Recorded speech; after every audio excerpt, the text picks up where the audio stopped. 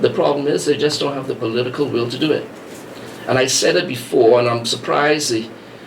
I've said it about 2 weeks ago when I had a conversation with a minister of this government at a meeting that we had.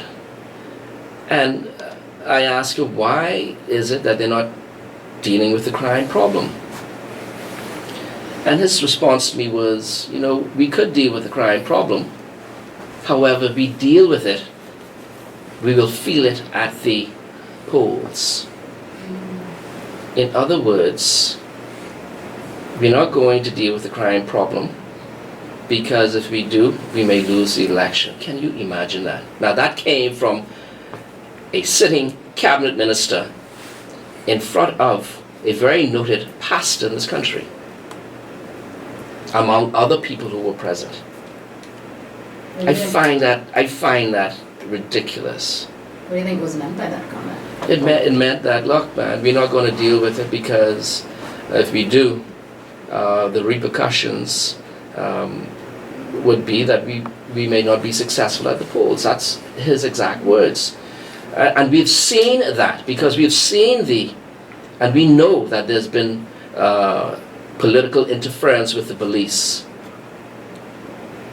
Let my general go. Let my family member go. Let this one go. We've seen where ministers of this country, it has interfered with the judiciary and nothing has happened. As I stated in my statement the other day, the minister was speaking about crime throughout the country, but he failed to address the crime that's going on in his own party and in this government. It starts from the top and it starts from them. Address those issues and then it trickles down to society. But if you're not going to address the issues, if persons in the government are able to get away with anything, they could break the law at will and there's no repercussions, then what do you expect the normal person to do? They said, well, the leaders of the country could do foolishness, so can I. Not under a DNA government.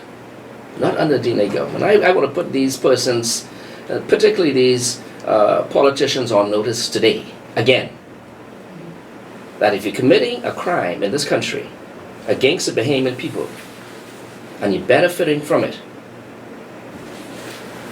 when we become the government, we will address it. And we will let chips fall where they may. So stop your foolishness. Stop doing foolishness.